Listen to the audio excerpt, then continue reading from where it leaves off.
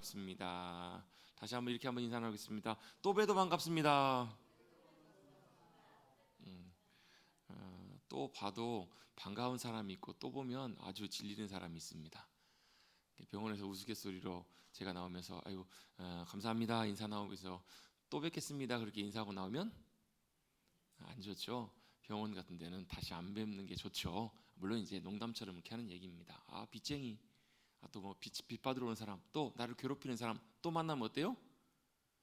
아이고 저 인간, 이런 생각, 이런 탄식이 절로 나옵니다. 그런데요, 보고 싶은 사람, 만나고 싶은 사람, 함께하고 싶은 사람, 사랑하는 사람은 만나도 또 보고 싶고, 또 만나도 또 보고 싶어요. 헤어지면 또 어때요? 그러니까 서로 사랑하는 남녀가 젊은 청춘이 연애를 하면 어때요? 잘가 안녕 들어가 하면서도 어때요? 또 뒤돌아봐요. 그럼 뭐 하고 있어요? 들어가는 그 사람도 안 들어가고 쳐다보고 있어요.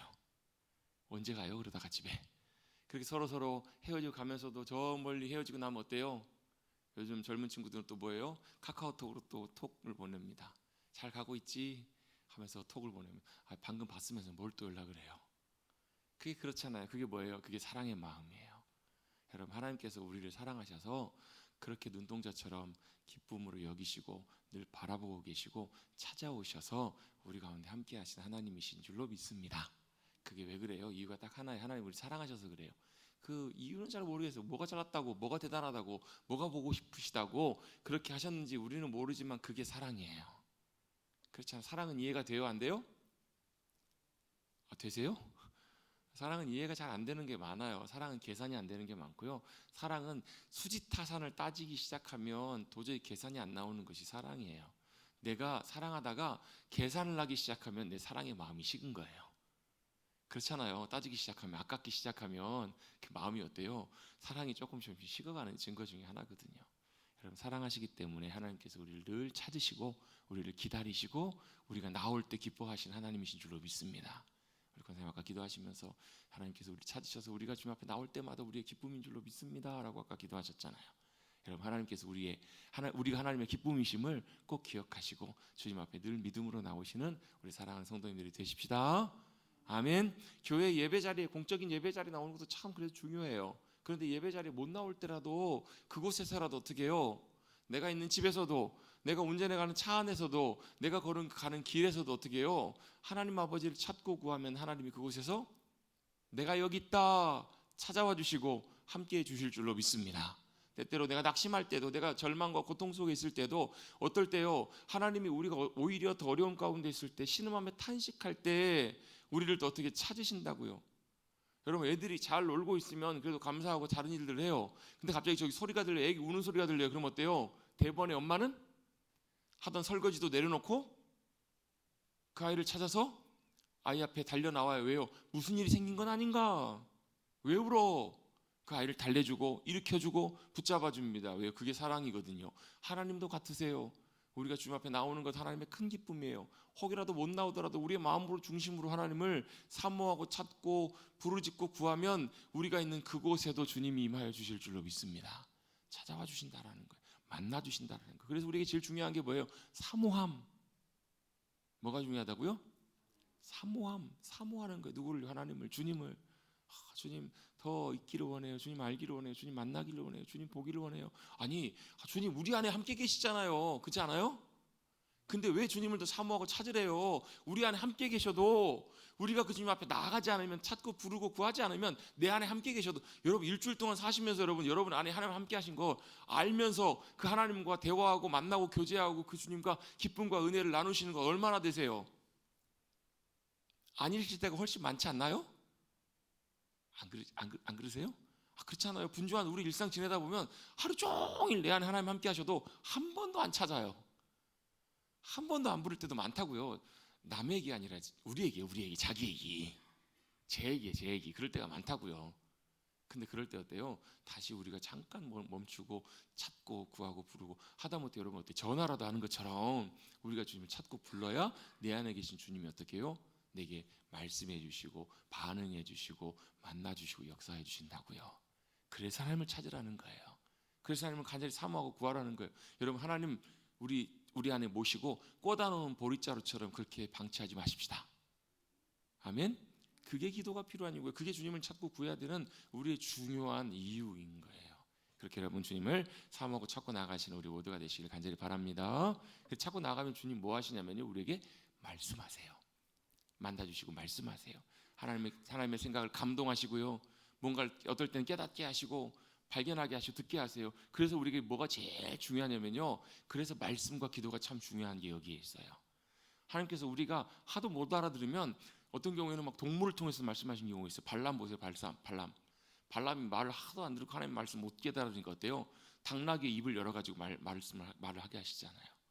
여러분, 하나님 얼마나 답답하셨으면 그러시겠어요. 여러분, 우리는요, 하나님 너무 답답하게 해드려가지고 여러분 집에 사는 개가 입을 열어서 여러분이 하나님의 말씀을 전하게 하지 맙시다. 이제 농담으로 하는 말입니다. 하나님의 심정이 어떠셨겠냐고. 어떤 경우 동물을 통해서, 어떤 경우 어떤 사람을 통해서, 어떤 환경을 통해서. 그게 나쁜 것은 아니에요. 그렇게 하나님께서 우리에게 깨닫게 하시고 말씀하실 때도 있어요. 그런데 가장 기본적이고 원천적인 하나님 말씀하시는 통로와 방법은 바로 성경의 말씀이에요. 말씀을 읽고 묵상하고 읽어가고 또 사랑하고. 그래서 복 있는 사람은 누구라고요? 주의 말씀을 주야로 묵상하고 그 가운데 순종하고 행하는 사람이라고. 말씀을 사랑하는 사람, 그 사람이 참 하나님께서 기뻐하시는. 또 어디에요? 기도하면서 하나님을 부르고 하나님 앞에 믿음으로 나가 기다리는 거예요. 저는 어떨 때 기도하다 보면요, 그렇게 기도할 때가 참 좋아요. 아무 말 안 해요. 하나님 앞에 하나님 불러놓고 가만히 있어요.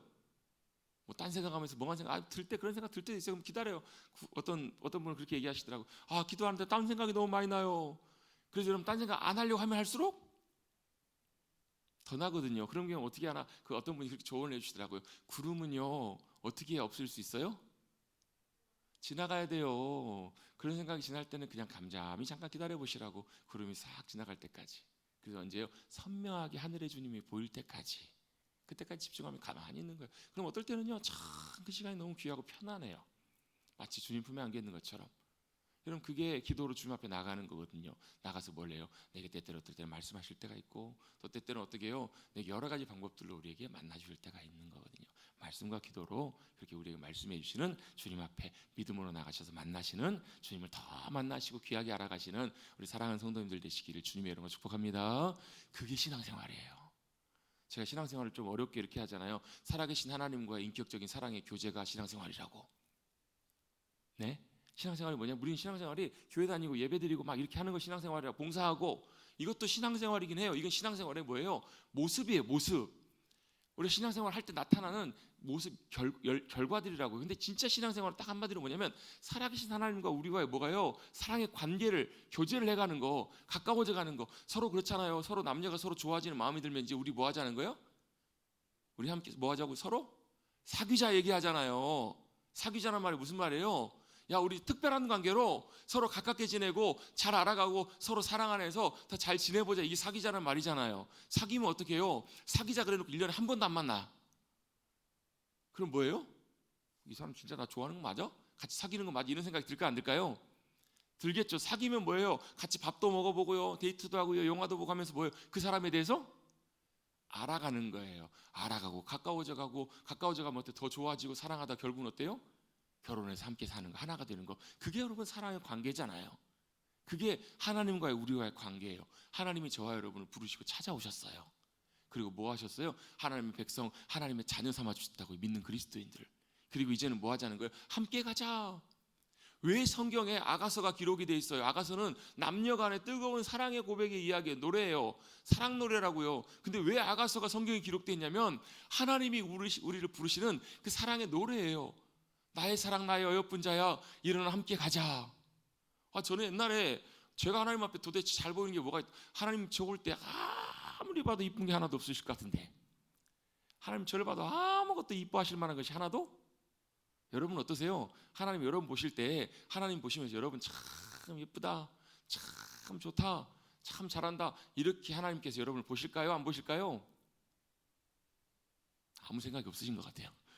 하나님 여러분을 보실 때, 내가 하나님 앞에 섰을 때 그렇잖아요. 이런 막 예전에 그렇잖아요. 막 서로 이제 남 좋아하는 막 남학생 있는데 어때요? 막 머리 헝클어져 있고 막 이러면 어때요? 창피하잖아요. 그럼 어떻게 해요? 안 되면 막 침이라도 발라가지고 막 예쁘게 보이려고 막 이러잖아요. 안 그래보셨어요? 낭만도 없으시네. 그렇잖아요. 막 좋아하는 막 남학생 앞에서 더 잘 보이려고 하고 막 더 막 이렇게 하려고 하잖아요. 우리가 하나님 사랑할 때, 하나님 앞에 믿음으로 나갈 때 그런 마음들이 우리 있거든요. 그럼 어때요? 어떨 때 좌절해요. 나 같은 놈이, 나 같은 사람이 하나님 나를 보시면서 정말 좋아하실 만한 것이 요만큼도 없을 것 같은 그런 마음 안 들어보셨어요? 그러시잖아요. 그러니까 항상 우리는 어떻게 하냐면 하나님 앞에 잘 보이려고, 하나님 앞에 잘 해보려고 그렇게 마음 먹는다고요. 근데 하나님의 사랑의 본질은 조금 달라요. 왜 다르다고 얘기하냐면 이게 마치 뭐하고 같냐면요, 우리가 우리 자녀들을 볼 때 그 마음이 하나님이 우리를 보시는 마음과 좀 비슷해요. 물론 자식이 말 잘 듣고 여러분 착하고 공부 잘하면 좋아요 안 좋아요? 좋죠. 근데 말 안 듣고 공부 안 하고 맨날 사고만 쳐도 어때요? 자식은 자식이에요.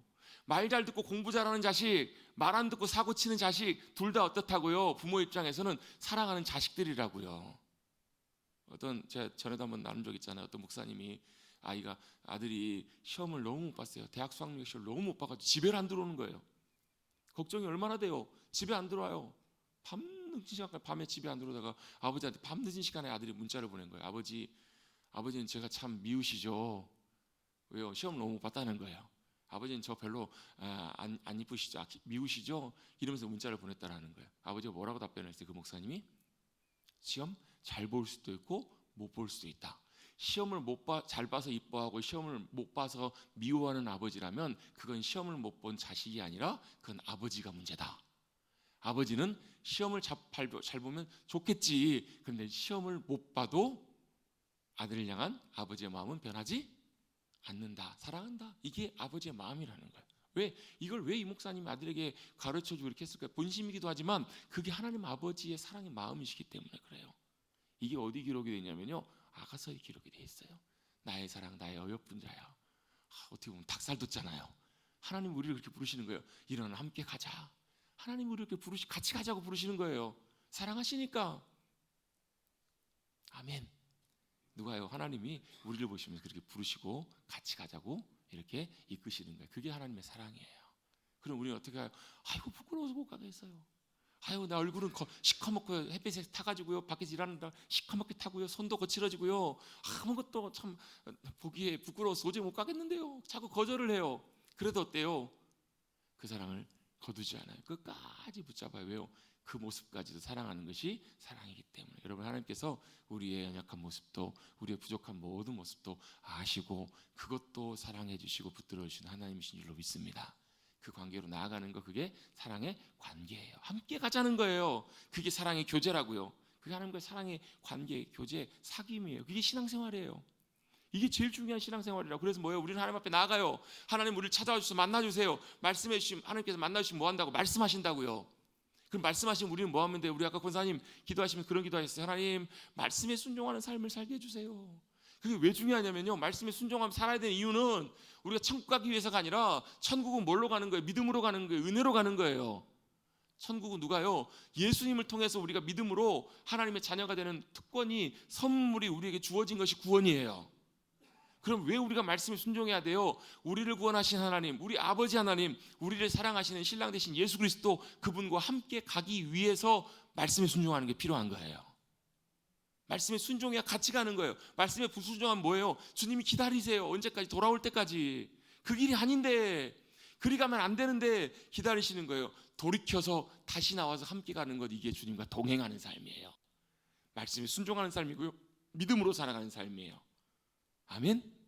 이렇게 살아갈 때 어떤 일이 벌어지냐면, 말씀에 순종해서 살아가면 거기에 하나님의 나라가 임합니다. 이게 제가 쭉 영적인 원리들 쭉 설명을 해드리는 거예요. 우리가 어떻게 해요? 하나님 우리를 사랑하시 찾아오신다고요. 우리도 믿음으로 반응해요. 예수 그리스도를 믿으면 하나님의 자녀가 돼요. 그건 뭐예요? 우리가 하나님과의 특별한 관계가 된 거예요. 사랑의 관계, 사랑의 사귐이라고요. 이제 그럼 어떻게 하면 돼? 같이 가는 거예요. 함께 가자 했으니까 어떻게 해요? 예 주님 같이 가십시다. 예 사랑하는 나의 주님 같이 가겠습니다. 이게 뭐라고? 순종이라고. 순종이요. 어떻게 하나님 우리가 말씀하실 때 어떻게 말씀하세요? 성경을 통해서 성령님의 감동으로 끊임없이 우리에게 말씀하세요. 어떻게? 지금도 말씀하시고 내일도 말씀하시고 우리의 삶의 자리에도 말씀하신다고요. 우리가 잘 못 들어서 그렇지. 근데 우리가 기도함으로 조용하게 사모하고 귀 기울이고 찾고 믿음으로 나아가면 주님께서 우리에게 깨닫게 하시고 말씀하세요. 그럴 때가 참 많아요. 그게 뭐라고요? 그게 믿음으로 살아가는 하나님과 동행하는 삶이에요. 그게 신앙생활이라고요. 근데 그렇게 살면 어떤 일이 벌어지냐면 하나님의 말씀에 순종하면 하나님의 말씀이 우리의 삶 속에서 역사해요. 자, 이게 이렇게 이해를 하시면 돼요. 하나님 이렇게 말씀하세요. 말씀하시는데 우리에게 말씀하시는데 우리가 거절해요. 노! 그러면 하나님의 말씀이 어떻게 돼요? 거기서 멈추는 거예요. 더 이상 역사할 수가 없다고요. 왜? 이게 오늘 우리가 함께 나눌 어제 지난주에 우리 나눴던 말씀, 이 출애굽기를 통해서 하나님께서 역사하시는 놀라운 구원의 방법, 그 방법 중에서 제일 중요한 것 바로 뭐라는 거예요? 하나님께서 뭘 준비시키신다고? 사람을 준비시키시는, 하나님이 사용하실 하나님의 사람을 준비시켜가는 중요한 과정에 있기 때문에 이게 굉장히 중요한 거예요. 자, 내가 하나님께서 우리에게 말씀하셨어요? 우리가 순종했습니다. 그럼 누구의 말씀이에요? 하나님의 말씀에 순종하니까 하나님의 말씀이 그대로 이루어지는 거예요. 그대로 나타나는 거 어디예요? 저와 여러분의 삶에, 저와 여러분의 삶에 나타난다는 것은 무슨 말이냐면 하나님의 말씀이 그대로 통하면서 뭐가요? 이제 이게 효력을 발휘하기 시작하는 거예요.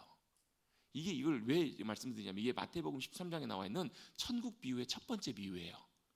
씨 뿌린 자의 비유. 여러분이 씨 뿌린 자의 비유하면 옥토밭이 제일 많이 생각나시죠? 그렇죠?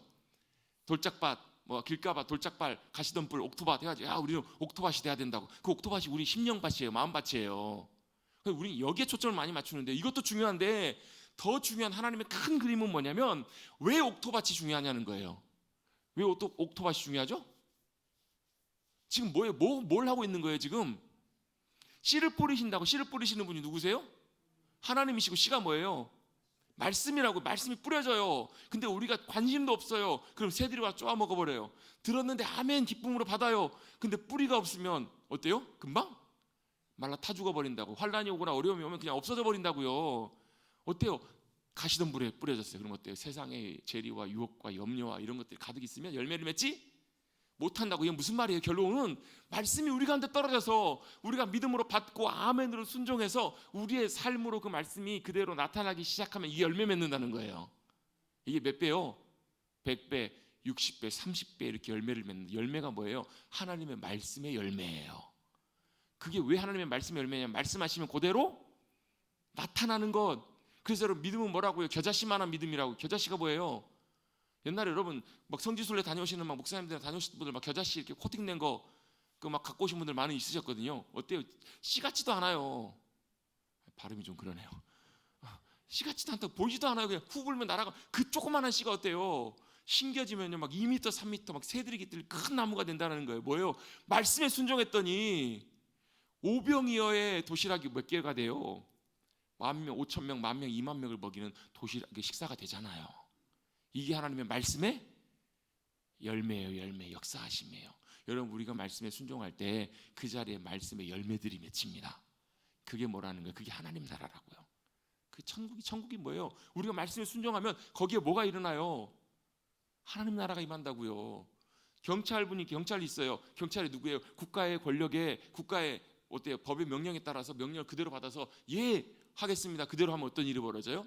나라의 국가의 그 권한이 어떻게 해요? 거기에 효력이 나타나는 거예요. 옛날에 여러분 왕정 시대로 가봅시다. 왕국에서는 어떻게 왕이 명령하면 어때요? 뭐라고 하나 존명이라고도 하고 뭐 많이 하잖아요. 그대로 신하들이 어떻게 해요? 왕의 말씀을 받들어 그대로 순종하겠다, 이행하겠다고 신하들이 이렇게 하잖아요. 그 옛날에 사극 같은 데 보면 왕 앞에서 그렇게 막 반응하잖아요. 그리고 와서 그대로 하잖아요. 그럼 어떻게 돼요? 왕이 명령한 것이 나라에 그대로 이루어져요. 그대로 나타나잖아요. 막 왕의 명령이 법이니까 왕 한마디 어때? 나라가 다 움직이잖아요. 하나님이 말씀하실 때 여러분 어때? 이 땅의 법은 어떤 법이에요? 세상의 법이잖아요. 이 땅의 법은 어둠의 법이고 죄의 법이 강하잖아요. 그렇잖아요. 하나님이 말씀하실 때 우리가 순종해서 하나님 말씀 앞에 우리가 드려지면 말씀이 우리를 통해서 역사할 때 뭐가요? 하나님 나라의 권세와 능력과 통치가 나타나요.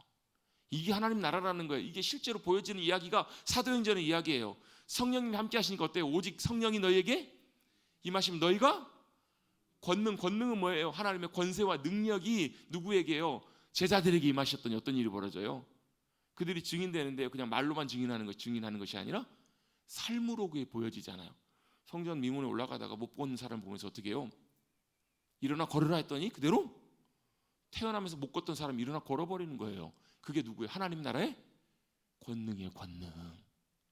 이게 하나님 나라 거기 실제로 임한 거잖아요. 여러분, 그 하나님의 나라가 우리 주님의 기도 나누면서 함께 했잖아요. 나라가 임하시오며, 나라가 임하게 해달라고. 어디에요? 여러분의 심령에, 우리의 심령에, 가정에, 교회에, 이 땅에, 이 시대에 하나님 나라가 임하게 해주십시오라고 기도하라고.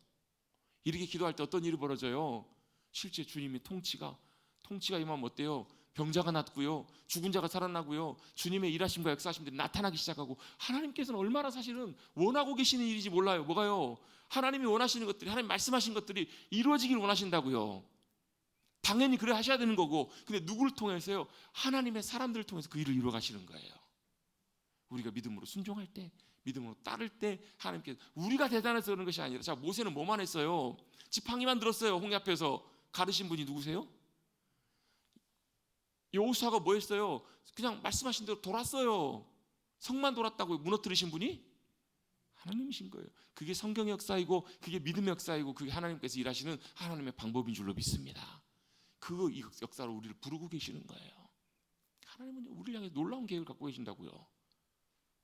아무도 아멘 안 하시잖아요. 안 믿어져요. 에이, 무슨, 하나님 아니라고요. 하나님 누굴요? 모세를 통해서 무슨 계획을 갖고 계세요? 하나님의 백성들을, 하나님의 통치가 있는 하나님의 백성들을 불러내셔서 하나님 나라의 약속의 백성들로 불러가시고 그 일들을 이루어가기를 원하시는 거예요. 그래서 우리 출애굽기를 읽어가면, 출애굽기는 뭐냐면 하나님의 뭐예요? 구원의 역사예요. 하나님이 이스라엘 백성들을 애굽의 통치로, 애굽의 억압으로부터 꺼내시는 하나님의 구원에 건져내시는 이야기인데, 그 하나님의 구원의 역사, 그걸 위해서 가장 중요하게 하시는 게 뭐라고요? 같이 한번 따라서 고백해 보겠습니다. 하나님의 사람 준비. 아멘. 뭐라고요? 하나님의 사람 준비요. 무슨 사람이요? 믿음의 사람, 하나님의 사람들을 준비시키신다고요. 하나님께서 어떻게 이 땅에 하나님의 역사를 나타내실 때는 하나님이 하실 수도 있지만, 하나님은 누구를 통해서요? 하나님의 사람들을, 누구를요? 아브라함을 부르세요. 누구를 부르세요? 이삭을 부르세요. 야곱을 부르세요. 그리고 그들을 통해서 어떻게 해요? 하나님의 큰 민족들을 세우셔서 하나님의 놀라운 일들을 이루어가기를 원하신다고요. 왜? 그게 하나님의 일하시는 방법이기 때문에 그래요. 하나님 누굴 찾고 계시냐면요, 하나님과 함께 동역할 동역자들을 찾고 계세요. 아니, 나 같은 사람이 뭐라고? 우리 같은 사람들 어디 쓸 데가 있다고? 여러분 한번 여쭤볼게요. 여러분 쓸 데 있으세요? 쓸모 있으세요? 없으세요? 아유, 그래도 저 하나님, 저 설거지는 잘해요. 뭐 그것도 좋아요. 아무것도 하나님, 저는요 잔소리는 잘해요. 하나님, 저 자는 건 잘해요. 뭐 그것도 하나님 보실 때 또 어떻게 사용하실지 몰라요. 중요한 것은 우리가 잘하고 못하고가 아니라 뭘요? 하나님이 일하실 수 있도록 우리가 준비만 되면 하나님이 역사하신다는 거예요. 그게 하나님의 준비예요. 하나님의 사람 준비예요. 하나님께서 아브라함에게 하나님의 약속, 계획, 비전을 성취해 가시기 위해서 그를 통해서 그 일들을 이루어 가시잖아요. 아브라함이 뭐 했어요? 믿었다고요. 순종했다고요. 그게 아브라함의 삶의 중요한 내용. 이삭은 아버지와 똑같아요. 붕어빵이에요. 붕어빵. 야곱은 어때요? 파란만장한 인생을 살아가지만 그게 우리의 인생이거든요. 그 인생을 통해서 어떻게 해요? 하나님이 야곱을 이스라엘로 변화시켜 가시는 이야기. 얼마나 참 큰 은혜예요. 야복강에서 만나주시고, 또 삶의 자리에서 위험한 순간순간마다 하나님께서 그를 찾아가 주시고, 베델에서 만나주시고, 하나님께서 그를 결국은 바꾸시고 사용하셔서 이스라엘을 세워가시는 초석을 놓게 하시잖아요. 그리고 요셉을 통해서 애굽에 내려갑니다. 그리고 몇 년이 시간이 지나요? 400년이나 긴 시간을 통해서 하나님께서 이스라엘 백성들을 큰 민족으로 이루어가세요. 지금 누가 일하고 계세요? 하나님이 일하고 계신다고요. 그럼 하나님의 약속과 계획은 하나님이 준비시키고 일해 가십니다. 그런데 그 일들을 이루기 위해서 중요한 한 가지가 바로 하나님의 믿음의 사람들이 준비되는 거예요. 하나님은 저와 여러분이 그렇게 준비되기를 원하시는 줄로 믿습니다. 이제 때가 되었습니다. 애굽의 굴레에서 건져내셔서 하나님의 백성들로 약속하신 가나안 땅에 데려가시려고 하십니다. 여러분, 약속의 땅, 가나안 땅이 중요한 이유는 그 땅이 좋아서가 아니에요. 성지순례 다녀오신 분 계시는지 모르겠는데요, 그 땅 가보면 사실 그 땅보다 좋은 땅, 지구상이 훨씬 많아요. 근데 그 땅이 왜 중요한 땅인가? 그 땅은요, 하나님께서 하나님의 백성들과 함께 거하실 땅으로 정하신 땅이에요. 그래서 성경에 보면 신명기 말씀 같은 거 보면 새초부터 새말까지 하나님의 눈이 함께 하시고, 하나님이 그들 가운데 거하시는 그곳이기 때문에, 바로 그것을 이루어 가실 땅이기 때문에 바로 그 가나안 땅, 약속의 땅이 중요한 거라는 얘기예요. 그때 누가 필요해요? 바로 모세가 필요합니다. 하나님이 일하시는 방식, 동역하시는 방식이 그렇기 때문에 그래요. 하나님의 역사들은 하나님의 준비된 사람들, 믿음의 사람들을 통해서 일해 가시기 때문에 그렇습니다. 그래서 뭐가 필요하다고요? 우리의 믿음의 순종이 필요해요. 아멘. 믿음의 순종은 뭐예요? 주님이 행하실 것을 우리가 받아들이고 믿고 동의하고 우리가 따라가겠다라는 거예요. 그래서 하나님께서 모세를 부르십니다. 모세를 나오도록 부르십니다. 어떻게 부르세요? 언제 부르시죠? 왕국에서 자랄 때, 그가 한참 혈기왕성하고 힘과 능력과 에너지가 있을 때 사용하지 않으세요. 80이 넘어갈 때, 이제 인생에서 자신의 인생 생각할 때 이제 더 이상 소망이 없고 내가 할 수 있는 것이 아무것도 없다고 생각할 때 하나님은 언제 일하신다고요? 우리가 할 수 없음을 고백하고 하나님만 하실 수 있는 그 상황 속에 우리가 설 때 하나님은 일하세요. 우리 그런 얘기를 많이 하잖아요. 우리의 끝이 하나님의 역사하심의 시작이라고. 기도는 뭐예요? 주님 앞에 두 손 드는 거예요. 하나님, 우리가 할 수 없습니다. 이제 하나님 하셔야 합니다. 강한 자와 약한 자 사이에 도와줄 분이 하나님밖에 안 계십니다. 여러분, 이것이 바로 우리의 귀한 믿음의 자리인 줄로 믿습니다. 하나님께서 이 자리에 나오도록 모세를 뭐 하신 거예요? 준비시키신 거예요. 몇 년 동안이요? 80년 동안이요. 그가 완전히 이제 자기 의지가 다 놓고 빠져버리고 자기 자신 스스로가 이제는 마른 나뭇가지처럼 아무 쓸데없는 그런 존재임을 자신이 알게 되었을 때 비로소 그를 하나님께서는 모세를 부르시고 하나님 앞에 나오도록 하십니다. 우리 지난 시간에 살펴봤던 것처럼 지지난 시간 같이 해서 하나님께서 호렙산에서 모세를 부르시죠. 모세가 하나님 앞에 나옵니다. 어떻게 나와요? 불꽃을 보며 나왔더니 하나님께서 뭐라고 말씀하시냐면 내 신을 벗으라 라고 말씀하세요. 왜 신을 벗으라 그랬을까요? 광야에 살다 보니까 신이 얼마나 더러워졌으면 그랬을까요? 새 신을 신고 갔어야 되는데 새 신을 신고 뛰어보자 볼짝. 이게 아니잖아요, 여러분. 여러 가지 중요한 몇 가지 의미가 있다라고 함께 좀 나누었습니다. 신을 벗으라는 말은 여러 가지 중요한 의미가 있습니다. 뭘요? 하나님 앞에 나갈 때는 거룩하신 하나님 앞에 거룩함을 힘입고 나가야 해요. 세상에서 세속적으로 살던 우리의 발걸음, 우리의 모습이 아니라 어떻게 정결케 함을 입어라. 어제 우리 기도하면 찬송했던 찬양이 있어요. 주님의 십자가의 보혈이 우리를 어떻게 정결케 해주시고 깨끗하게 씻겨주시는 그 은혜가 필요하다고요. 언제요? 우리가 예배 자리에 나갈 때마다. 언제요? 우리가 주님을 찾고 부를 때마다. 그거 어때요? 물로 씻어져요? 안 씻어져요? 선행으로 씻어져요? 안 씻어져요? 우리는 착각하는 게 하나 있다고요. 뭘 착각하냐면 우리가 나쁜 짓을 많이 해서 우리가 죄인이니까 뭘 해요? 오히려 선행을 많이 해요. 아까 이제 밥 먹으면서 잠깐 TV를 틀었는데요. 옛날에 유명했던 한 사람이 나와요. 유명한 스타예요. 근데 그 사람이 참 어려운 시간들을 많이 보냈어요. 어려운 시간을 많이 보내면서 알기도 알았지만 알려지기도 했지만 알려지지 않는 엄청나게 많은 선행을 한 거예요. 돈으로 치면 어마어마한 1조가 넘는 돈, 그 돈을 다 기부하고 자선하고 이런 것들을 많이 했어요. 참 어떻게 보면 여러분 1조가 적은 돈이 아니잖아요, 여러분. 감이 전혀 안 오시는 것 같은데 1억이 커요, 적어요? 여러분 1억 한번 모아가지고 우리 어디 어려운데 한번 우리 보내십시다. 아멘. 1억 여러분 작은 돈이 아니에요, 여러분. 100억? 우리 아마 살면서 100억 아마 보지 못하고 살 확률이 높지 않을까요? 모르겠습니다. 그런 기회가 있을지도 모르지만 제가 100%라고 말씀드리기 어렵지만 1000억? 이거는 우리 상상을 좀 뛰어넘는 액수예요. 대기업이나 이런 큰 기업에서나 볼 수 있는 1000억? 1000억이 10개가 모이면 1조면 1조. 그렇죠? 아닌가요? 맞아요. 그 이상을 기부를 하고 자선을 위해서 썼던 사람이에요. 근데요, 제가 그 뉴스를 보면서 그 소식을 보면서 한편으로 참 마음에 씁쓸함과 안타까움이 하나 있어요. 아무리 자선을 많이 하고 선한 일을 많이 해도요, 우리 죄의 문제는 죄의 문제예요. 그건 죄의 문제는요, 합법적으로 해결되지 않으면 아무리 우리가 착한 일을 많이 해도 상쇄되지 않는다고요. 제가 자주 예를 들잖아요. 사람 죽여놓고 너무 죄책감에 빠져가지고 선한 일을 많이 해요. 그거 좋아요. 선행하는 거 좋아요. 좋다고요. 근데 어때요? 그 살인죄가 없어지지 않는다고 들통나면 어때요? 판결 나면 그 죄에 대한 대가를 치러야 된다고요. 우리 죄인 된 그 대가를 다 치러야 된다고요. 근데 감사한 게 뭐냐면 우리를 사랑하신 주님이 그 대가를 대신 치러주셨다는 거예요. 이해할 수 없지만 그게 십자가의 복음이에요. 그래서 여러분, 복음을 전하면 안 믿는 사람들이 많아요. 그 이유 중에 하나가 뭐냐면 에이 그런다고요.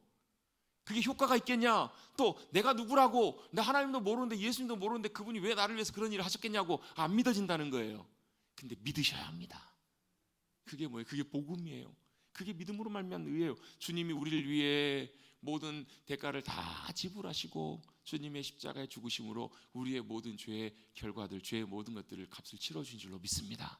그리고 어떻게 죽으셨다고요? 왜? 죄의 삭은 사망이니까요. 어느 누구도 예외 없이 죄는 다 죽음으로 다 그것들을 갚아야 돼요. 주님이 돌아가셨어요. 십자가에 죽으셨습니다. 아멘. 치르셨어요? 안 치르셨어요? 다 이루셨도다 하고 운명하세요. 죽으셨어요. 무덤으로 들어가셨어요. 거기서 끝나는 것이 아니라 그리고 나서 다시 부활하셨어요. 왜요? 죄에 대한 대가를 다 치르셨기 때문에 사망이 주님을 더 이상 가둬둘 수 없었던 거예요. 사망 권세 깨뜨리시고 주님이 승리하신 줄로 믿습니다. 그 부활의 승리가 우리의 구원의 소망이고, 그 부활의 승리가 죽음 앞에서도 전혀 두려워하지 않을 다시 만날 부활의 영광의 소망이 우리 가운데 약속되어 있는 놀라운 증거가 된다는 거예요. 할렐루야. 그게 바로 주님의 놀라운 역사하심이고 구원의 은혜라는 것입니다. 하나님께서 저와 여러분을 그렇게 부르셨어요. 은혜로. 그래서 그 죄의 문제를 주님 해결하시고 하나님의 자녀가 되게 하셨다고요. 그리고 뭐 하세요? 우리를 부르세요. 우리를 부르시고 하나님 앞에 거룩함으로 나오도록 하세요. 여러분, 우리 예배를 드릴 때마다, 주님을 찾고 구할 때마다 예수 그리스도의 십자가의 보혈의 은혜를 의지하십시다. 우리를 정결케 해달라고, 우리를 깨끗게 해달라고. 왜요? 왜 중요하냐면요, 의로우신 하나님 앞에 나가야 되기 때문에 그래요. 거룩하신 주님 앞에 나가기 위해서는 우리의 거룩함으로는 안 돼요. 주님의 보혈의 은혜가 필요하고 우리를 씻어주시는 은혜가 필요하다는 거예요. 내 발에 신을 벗으라. 세상을 걸어갔던 너의 인생, 너의 발 이제 벗고 거룩하신 주님 앞에 믿음으로 나오라고 주님이 부르고 계시는 거예요. 또 어떤 의미가 있어요. 이 신을 신는다는 것은 그 당시에 자기 자유인, 자기가 마음대로 신을 신으면 마음대로 걸어갈 수 있어요. 그 당시에는 종들은 그래서 신이 없었다고요. 신을 안 신고 걸어가는 사람 봅니다. 누구예요? 종이에요. 종. 노예라고, 누군가의 노예라고요. 이제는 뭐 하라는 거예요? 네 마음대로 살았던 인생, 이제는 너의 신을 벗고 나의 부르심을 따라오는 나의 뭐가 되라는 거예요? 종이라고 하라고. 종이 되라고요. 나의 종이 되라고. 나를 따라가는, 내가 너를 통해서 마음껏 역사하기 원하는 나의 순종하는 도구가 되라고 그를 그렇게 부르고 계시는 거예요. 이렇게 하나님께서 그를 부르셨습니다. 그리고 이제 또 본격적으로 하나님께서 모세에게 준비시키는 것이 있는데요. 그리고 준비해야 될 것이 있는데 그게 바로 뭐냐면 나를 보내신 분이 누구신지를 아는 거예요. 나를 보내신 분이 누구신지를 아는 게 중요해요. 모세가 먼저 물어요. 모세가 먼저 이렇게 하나님 앞에 묻는데요. 이 마음 속에, 모세의 심리 속에는 어떤 마음이 있었을까? 제가 볼 때는요, 못 가겠다는 거예요. 보낼 만한 자를 보내소서. 이 모세의 이 대답, 이 말 안에 담겨 있는 모세의 마음이 나는 못 가겠다, 나는 갈 만한 존재가 아니라는 거예요. 보낼 만한 사람을 보내소서. 하나님께서 모세를 얼마나 혹독하고 철저하게 준비시켰는지 낮추셔가지고 완전 바닥까지 낮춰주신 것 같아요. 이제 완전히 모세가 너무 낮아진 거예요. 그러면서 도대체 내가 누구이길래 가가지고 이스라엘 백성들을 구원합니까? 라고 3장에 보면 나오죠. 기억나시죠? 그게 뭐라는 거예요? 나는 내가 너무 잘하는데 나 같은 사람을 왜 보내시냐는 거예요. 그랬더니 하나님께서 뭐라고 하세요? 내가 너와 함께 가리라. 누가 함께 가신다고요? 하나님이 함께 가신다고요. 다윗이 골리앗을 쓰러뜨렸던 이유는 뭐예요? 다윗과 함께 하신 하나님이 골리앗을 쓰러뜨리게 하신 거잖아요. 그거면 돼요. 여러분, 그렇지 않나요? 하나님이 모세와 함께 하신다는데 더 이상 뭐가 필요해요? 아멘. 여러분, 우리도 연약해도 부족해도 상관없어요. 상관없다고요. 하나님이 우리와 함께 하시면 됩니다. 같이 한번 고백해 보시겠습니다. 하나님이 나와 함께 하시면 됩니다. 그것으로 충분합니다. 아멘. 그거면 되잖아요, 여러분. 아니, 애들이 아빠 같이 간다는데 뭐가 두려울 게 뭐가 있겠냐고요. 그렇지 않나요? 하나님이 그렇게 말씀하세요. 야, 걱정하지 마. 내가 너와 함께 할 거야. 또 모세가 묻습니다. 사람들이 가서 내가 하나님 보내셨다고 왔는데 너 보낸 사람이 누구냐라고 물어보면 뭐라고 대답해야 돼요? 뭐라고 설명해 줘야 돼요? 그랬더니 하나님께서 나는 스스로 있는 자다. 스스로 있는 자가 내가 너에게 보내셨다라고 이렇게 얘기하라는 거예요. 스스로 있는 자, 이게 좀 어려운 표현인데요. 영어로 I am who I am, 나는 나다라는 말이에요. 나는 되고자 하는 대로 되는 자다. 나는 하고자 하는 대로. 나는 뭐라는 야훼 하나님이라는 거예요. 나는 살아있는 하나님, 나는 영원토록 스스로 계시는 분, 그분이 누구시라고? 여호와 하나님이시라고요. 그분이심을 모세에게 가르쳐 주시는 거예요. 그 의미 안에 어떤 의미가 있다고? 하나님 마음대로 원하시는 대로 되시는 분이시라고요. 유일하게 모든 존재 가운데 원하시는 대로 그대로 되시는 분, 여호와 하나님 자신이 그분이심을 말씀해 주고 계세요. 우리도 마찬가지예요. 하나님이 누구신지를 아는 것이 너무너무 중요해요. 하나님 어떤 분이세요? 여호와 일의 하나님이세요. 우리의 공급자가 되세요. 여호와 니시 하나님이세요. 우리의 승리자가 되신다고요. 여호와 라파의 하나님, 치유하신 하나님, 여호와 샬롬의 하나님, 우리에게 평강 주신 하나님. 그 하나님, 우리 하나님이심을 우리가 더 귀하게 알고 깨닫고 경험해 가시는 우리 모두가 되어야 될 줄로 믿습니다. 모세를 그렇게 하나님께서 자기 자신이 누구신지, 이게 또 왜 중요하냐면요, 이런 거예요. 사람들이 묻잖아요. 내가 누구야? 내가 나야. 무슨 말인지 아시죠? 자기 자신을 꼭 이렇게 선언하시는 거예요. 나 믿고 가라는 거예요. 이게 하나님이 실제 하나님의 이름을 말씀해 주시는 거예요. 하나님께서 실제로 그걸 보여주시면서 모세에게 어때요? 우리 보통은 어때요? 사람들 부를 때 무슨 사장님, 선생님 이렇게 부르잖아요. 근데 진짜 중요한 계약서에는 뭘 써야 돼요? 거기다 김 사장 쓰면 돼야 안 돼요? 예? 이 선생 그렇게 쓰면 돼야 안 돼요? 문 목사 쓰면 안 되잖아요. 뭘 써야 돼? 거기다가는 이름을 써야 돼. 뭘 이름을 걸고 계약하는 거예요. 지금 하나님께서 뭐 하고 계시는 거예요? 모세에게 하나님 자신의 조남 이름을 걸고 모세에게 말씀하시고 보내시고 계시는 거예요. 그래서 하나님이 누구신지 이름을 말씀하시는 것은 너무나 중요해요. 언약적인 관점에서 너무나 중요한 거예요. 뭐예요? 근데 내 이름을 걸고 한다고. 보통 그렇잖아요. 사람들이 말을 안 믿으면 어때요? 나 모르냐고. 나 누구냐고. 누구기 누구야. 누구지. 그럼 뭐예요? 나 누구라고. 그러면서 내 이름 걸고 맹세한다고. 나 믿으라고 그렇게 얘기할 때 있잖아요. 대부분의 경우에 사람이 그렇게 얘기하면 못 믿을 만한 경우가 많지만 누가요? 하나님이 그렇게 말씀하신다고요. 내가 하나님이다. 내가 스스로 있는 여호와 하나님이다. 야훼 하나님이다. 아브라함의 하나님, 이삭의 하나님, 야곱의 하나님임을 하나님께서 모세에게 말씀해 주세요. 그리고 뭐 하시냐면요, 하나님의 계획을 그 이후에 쭉 말씀해 주세요. 하나님 뭘 하실지를 말씀하신다고요. 자, 이쯤 하면 모세가 가야 되잖아요. 그래요? 가야 돼요? 안 가야 돼요? 하나님께서 이렇게 지금 막 부르시고 막 별별걸 다 해주시잖아요. 그럼 가야 되잖아요. 하나님 어떻게 하실 계획까지 다 말씀해 주셨다고요, 모세에게. 그럼 가야 되는데 모세가 어떻게 하냐면, 아니 하나님 근데요 가도 안 믿을걸요? 이러는 거예요. 오늘 1절에 보시면 모세가 대답하여 이르되 그러나 그들이 나를 믿지 아니하며 내 말을 듣지 아니하고 이르기를 여호와께서 내게 안 나타나셨다. 거짓말이다. 안 믿을 거란 얘기예요. 하여튼 이 모세도 참 대단해요. 하나님이 그렇게 가라고 말씀하시는데 하나님 앞에 이렇게 뻔뻔하게 그렇게 하나님 앞에 뭐예요? 불평하고 아니 뭐죠 이게 하나님 앞에 이거 뭐라고 하나요? 이걸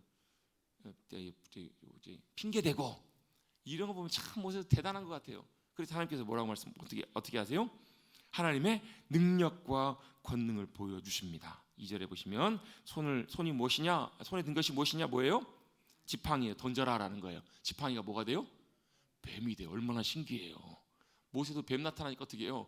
무서웠나 봐요. 도망가요. 여러분 뭐 뱀이 갑자기 나타났다 그러면 여러분 어떻게 하실래요? 우와 뱀이다 이러시겠어요? 우리 지난 달인가요? 그때 8월달 말인가요? 9월 초인가도 교회 한번 또 오랜만에 또 뱀이 찾아오셨어요. 뱀이 찾아갖고 나타났는데 우리 권사님 지나가시다 그걸 보고 깜짝 놀라셔가지고 전 밖에서 무슨 소리가 있길래 처음에는 애가 와가지고 놀다가 이렇게 무슨 소리를 지르는 줄 알았어요. 나왔더니 우리 권사님이 너무 놀라셔가지고 뱀을 만나셔가지고 여러분 우리 앞으로 뱀 만나면 우리 인사합시다. 하이. 이게 안 되잖아요, 여러분. 어때요? 뱀이 어때요? 깜짝 놀래요. 모세도 뱀을 만나니까 무서웠던 것 같아요. 피해요. 뱀 앞에 피했더니 하나님께서 뭐라고 말씀하시냐면 꼬리를 잡으라는 거예요. 그랬더니 다시 지팡이가 돼요. 이게 뭐예요? 하나님의 이적, 하나님의 권세와 능력, 역사하심이잖아요. 물론 세상 사람들도 이걸 비슷하게 할 수 있어요. 마술 그렇잖아요. 여러분 막 마술사들 보면 어때요? 막 모자에다 뭐 집어넣었더니 막 비둘기가 나오고 막 이러잖아요. 이런 걸로 볼 수도 있다고요. 이런 차원이 아니라고. 이게 누가 역사하시는 거예요? 하나님이 역사하시는 것을 모세에게 확증시켜 주세요. 한 번 더 말씀하십니다. 그들에게 조상의 하나님, 아브라함의 하나님, 이삭의 하나님, 야곱의 하나님이 내게 나타난 줄을 이 기적을 통해서 보여주라는 거예요. 또 손을 넣었다가 빼라 그랬더니 손이 어떻게 돼요? 손이 하얗게 막 나병이 생기처럼 막 피부병이 생기고요. 다시 집어넣었더니 뺐더니 어떻게 돼요? 하얗게 돼요. 이게 누가 하신 거라고요? 전능하신 하나님이 하신 역사하심임을 보여주라는 거예요. 자꾸 이 사람 이거 보니까요, 마술사도 이렇게 안 하나? 이 자꾸 생각이 나요. 이건 사람이 하는 마술이 아니라 뭐라는 거예요? 살아계신 하나님의 권능이 모세를 통해서 나타나는 하나님의 함께하심의 증거를 모세에게 보여주신 거잖아요. 그래도 사람들이 안 믿어요. 안 믿으니까 어때요? 하나님께서 9절에 보시면 이 두 기적을 믿지 아니하면 어떻게 해요? 내 말을 듣지 아니하거든 너는 나일강물을 떠서 땅에다가 부으라. 물이 피가 될 거라고. 이 말씀을 왜 하셨을까요? 저는 이 말씀을 읽으면서 그런 생각이 들어요. 하나님께서 그 다음에 이루어질 일들, 계획들을 미리 모세에게 알려주셨구나. 그 다음에 어떤 일이 벌어져요? 자, 지팡이 기적, 손의 기적 다 보여줬어요. 근데 그래도 하나님 말씀에 순종해요? 안 해요? 바로가 안 듣잖아요. 그래서 그때부터 뭐가 하나님의 시나리오가 펼쳐지는 거예요. 10가지 재앙을 하나님이 약속하신 일들을 이뤄서 모세에게 이렇게 미리 말씀하셨나 보다. 아멘, 아멘, 주님 감사합니다. 이런 주님 함께 하시면 경험하게 하시니 여러분 생각해 보십시오. 하나님 여러분에게 이런 기적과 권능을 보여주셨다. 여러분 어떻게 하실래요? 할렐루야 하면서 감사합니다. 하나님이 나에게 이렇게 함께 하시면 이렇게 놀라운 일들을 보여주셨습니다. 감사헌금하고 막 그러지 않겠냐고요. 간증하고 그러지 않으실래요? 근데 모세는 뭐예요? 그래도 또 뒤로 빼고 불평하고 막 핑계를 대고 있어요. 하나님, 그래도 주여 나는 본래 말을 못하는 사람입니다. 여러분, 우리는 하나님 앞에 겸손해야 합니다. 근데요, 하나님 앞에 겸손할 때 겸손이 자의적으로 지나치게 나아가면 그건 교만이 됩니다. 무슨 말이냐면 하나님 앞에 내가 낮추고 겸손해서 내가 이런 존재입니다라는 것을 인정하고 나가는 건 겸손이에요. 근데 내가 너무 낮아졌어요. 나 같은 사람 나 자신을 계속 보기 시작하면 그건 뭐가 된다고? 교만이 된다고요. 하나님께서 모세를 얼마나 철저하게 훈련시켜 놓으셨는지 완전히 내려놓으셨잖아요. 그랬더니 어때요? 자기 자존감도 바닥에 내려간 거예요. 하나님, 나 같은 사람을 뭘 쓰신다고? 좀 보낼 만한 사람 쓰시라고요. 하나님, 나 같은 사람 안 됩니다. 말을 못합니다. 나는 태어날 때부터 입이 뻣뻣하고 혀가 둔한 사람입니다. 맞아요, 틀려요. 틀린 말은 아니에요. 틀린 말은 아니잖아요. 근데 지금 모세는 지금 자꾸 뭘 보고 있냐면 자기 자신을 보고 있어요. 자기 연약함만 보고 있다고요. 하나님이 그에게 이르시되 이렇게 말씀하십니다. 이게 중요한 말씀이 나오는데요. 누가 사람의 입을 지었냐? 누가 말 못하는 자나 못 듣는 자나 눈 밝은 자나 맹인이 되게 하였느냐? 누가 하셨다고요? 하나님이 하셨다고요. 여러분, 저와 여러분 누가 만드셨어요? 하나님이 만드셨어요. 잘난 거나 못난 거나 다 하나님이 만드셨다고요. 입을 지은 자가 누구냐? 하나님께서 말씀하신 그 말씀에 우리가 귀를 기울여야 될 줄로 믿습니다. 다 하나님이 아니냐? 이제 가라. 내가 내 입과 함께 있어서 하나님이 누구의 입에요? 모세 입에 함께 있어서 할 말을 주시겠다라는 거예요. 그러면 가면 되잖아요. 그랬더니 오 주여 보낼 만한 자를 보내소서 이렇게까지 빼요. 하나님께서 노하십니다. 이르시되 아론이 있지 아니하냐? 아론을 통해서 하나님께서 그 입에 말을 하게 하시겠다라는 거예요. 이것들이 하나님의 역사심의 방법들입니다.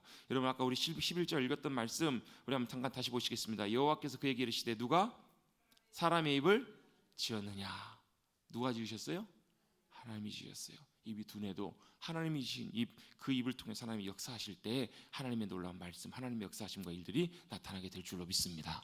하나님의 방법들과 어찌 보면 하나님께서 지금 모세에게 엄청 참으시는 것 같아요. 여러분, 우리 하나님을 이렇게 인내하게 하지 마십시다.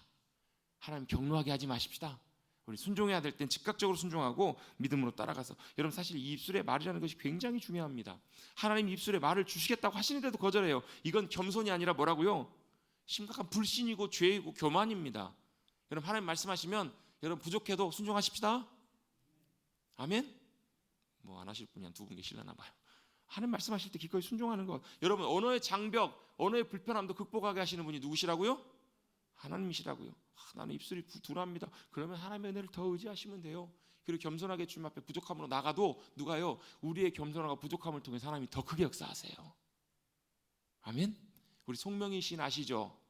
어떠세요? 어렸을 때부터 뇌성마비로 인해서 이게 몸 전체가 온전한 상한 곳이 하나도 없어요. 근데 그분이 고백했던 고백이 뭐예요? 나 남이 가진 재물도 없고 건강도 없고 지식도 없고 아무것도 없다라는 거. 세상의 관점에서 보면 어때요? 아무것도 쓸모가 없어 보이는, 어찌 보면 가장 연약하고 가장 형편없고 볼품없는 자신의 삶을 주님의 눈으로 다시 보았을 때 뭐가 보여요? 공평하신 하나님이 나 남이 없는 것 나에게 주신 것이 있다라는 거예요. 뭐예요? 하나님이 주신 귀한 것들이 내게 있더라는 거예요. 여러분, 그분의 그 고백이 얼마나 많은 사람들의 심령을 울리고 움직였어요. 여러분, 우리도 하나님 말씀하실 때, 원하실 때 기쁨으로 우리 순종하십시다. 그럼 그때부터 누가 역사하세요? 주님이 일하세요. 그때 우리는 믿음의 눈으로 주님의 일하심들을 보게 될 줄로 믿습니다. 그리고 하나님은 그래도 거절하는 모세의 그 거절을 통해서 하나님께서는 아론이라는 또 다른 방법들을 준비시켜 주셔서 그들을 통해서 하나님의 사명을 맡기시고 하나님께서 역사하시는 일들을 그들에게 보여주신 줄로 믿습니다. 아멘. 하나님은 분명히 하나님의 일들을 이루어 가십니다. 중요한 건 우리예요. 우리. 모르드게가 그런 얘기를 하잖아요. 하나님은 어떻게 해요? 네가 만약에 여기서 어때요?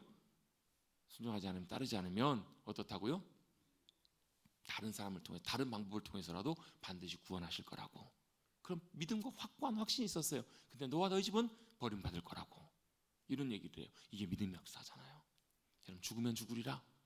에스더의 고백처럼 여러분 주님 앞에 믿음으로 순종하며 우리 연약함도 드리며 주님 앞에 나갈 때 주님께서 놀랍게 역사하시고 함께해 주시고 주님의 놀라운 일들을 저와 여러분 우리의 삶을 통해서 우리 교회 공동체를 통해서 우리 가정을 통해서 이루어가 주실 줄로 믿습니다. 아멘. 그 주님께 귀하게 드려지시는 주님의 기쁨 되시는 우리 모두가 되시기를 간절히 바랍니다. 우리 찬송하고 우리 함께 합심해서 기도하겠습니다. 찬송가 93장입니다.